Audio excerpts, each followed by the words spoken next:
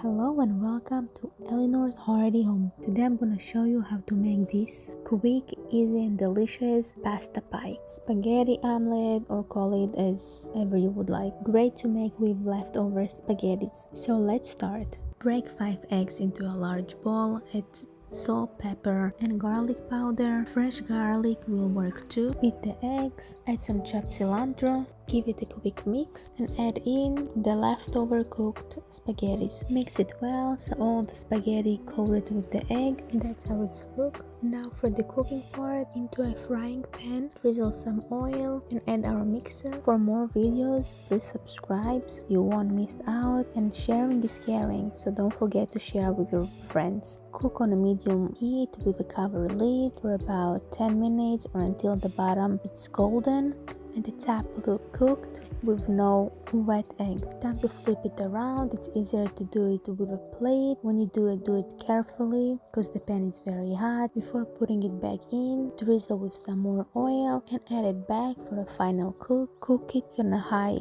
flame with no lid until the bottom get golden too. Cut it into desired size and enjoy it. For any questions, please comment and I will help you out. Looks so good. Let's try. Hot but so good. One more bite. Okay, bye.